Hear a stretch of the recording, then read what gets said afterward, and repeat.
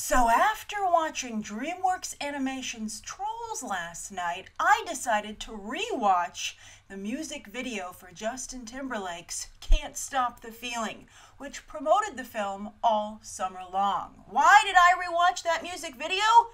To try and figure out where this whole thing went so horribly wrong. And I can tell you, it ain't JT's fault, because that song is still great and that music video is still great. In fact, it's incredibly well thought out. It's not only catchy, but it's intelligent. It shows all these different people who don't seem like dancers in places where you wouldn't normally dance, dancing anyway, casting off their worries and also not being worried about the judgments of others, to just enjoy life. And to be fair to Dreamworks Animation's Trolls, I can see shades of that in the final act of the film. But Trolls doesn't represent the type of people in the Justin Timberlake music video. It only represents one type of person, and that's ravers, which is a very odd choice for the focus of an animated movie, because I don't think ravers are looking for an animated movie to call their own, but they've got one, and I don't think they'd actually be that happy with it because it's kind of insulting. Trolls depicts ravers as people who are 24/7 party people, and in addition to hugging, dancing, and singing all the time, they also doodle, fart glitter, and give makeovers. I mean, talk about reinforcing stereotypes, right? Lots of different people like to rave. Now, as for their leader, Princess Poppy, it's almost as if she made this movie. And by that I mean it's all over the place and has a very short attention span, and if something's not working, just add glitter. It doesn't work for Poppy. It doesn't work in the movie. Also, I had no idea, I'm looking at my notes here, I had no idea that this was a jukebox musical. Now, I didn't actually have a problem with that for George Lucas's Strange Magic. As you might recall, I thought that film was pretty entertaining, actually. But there, they made interesting song choices, and they sung the songs all the way through. But here, they have really obvious music choices. Like, they start to sing, and you're like, oh, come on, you can do better than that. I would say, I guess the choices almost seem a little bit like unprofessional, right?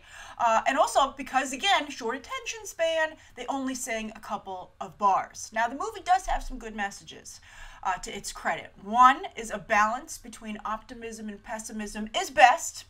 And then also, two, you can't eat your way to happiness. You have to find it within. And that's a really good message, something that I haven't seen before really in popular entertainment, and very important today because of not just, I think, the American obesity epidemic, but I think that's something that's actually a problem in many countries worldwide. And it would be great if this was a good movie to get that message out there. Although if that message gets out to anybody, in some ways, that's enough to make this at least an okay movie, right? There are also some moments where I was like, okay, it's working, and those would be well, actually, the best moment in the movie is a fun chase sequence towards the end. I don't want to give it away, but it involves a roller skate and also a workout mixtape. And I actually laughed out loud, and I was like, okay, finally this movie's found its groove, and then it like popped out again. The visuals are also kind of interesting, but they're a little bit stealing from other animation studios. I'd be like, Dreamworks Animation, just because your company's having some problems doesn't mean you should start ripping off other people. I guess we'll call it an homage. But I would say it's a mix of Leica's box trolls. Like, if I were Leica, I'd actually be a little upset with this movie. And then, although Leica, can they afford to be upset? I don't know if they can afford to do anything. They are crashing and burning big time. It's rough in the animation field. But then also, so it's Leica's Box Trolls meets Adventure Time. And I have to respect, to some degree, that Dreamworks Animation is willing to take risks and to try something new, right? I wish they weren't ripping off other companies, but it's definitely not DreamWorks, right? Like, it doesn't seem like a DreamWorks movie. And I like DreamWorks movies, so I don't know why they want to not seem like a DreamWorks movie. Although, again, they are having some problems. However, I have to add that while risk-taking is certainly admirable, ripping off not, risk-taking yes, DreamWorks is really too big of a company to put out a movie that has just so many rookie mistakes in it.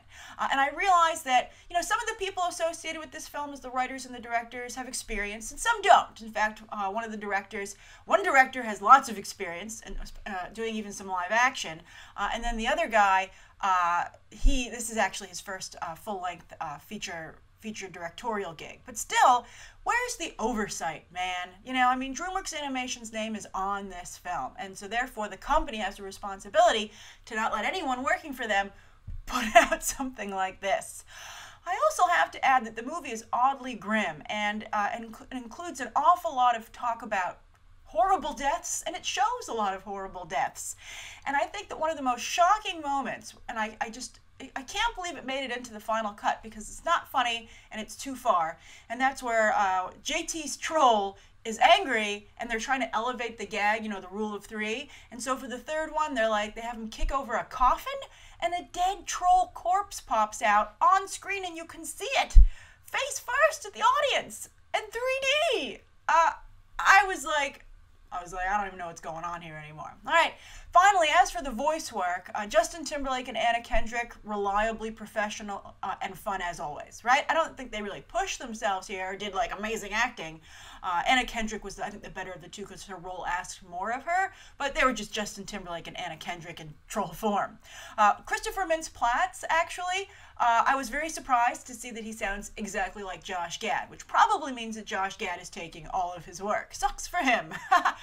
He didn't do the one voiceover that would have counted, and that was, of course, Frozen. But anyway, the real standout to me is Zooey Deschanel as the weirdest Cinderella ever. I mean, it was so odd, yet also incredibly touching. And that's a credit not only to her voice work, but the animation team who animated that character. So I can't honestly recommend Trolls to anyone except for hardcore animation fans who just want to see what DreamWorks is up to. Also, if you are a Leica fan and you want to be upset. And also, if you're, speaking of, you know, Leica fans and stuff, you know, if you're in the industry or if you're aspiring to be in the animation industry, I think this is also worth checking out to see what works, what doesn't work, and then to try and figure out why which is which. But everyone else, just go watch Justin Timberlake's music video, Can't Stop the Feeling. It's a much better use of your time, and the link is down below in the video description. And you can check out some other videos as well right now.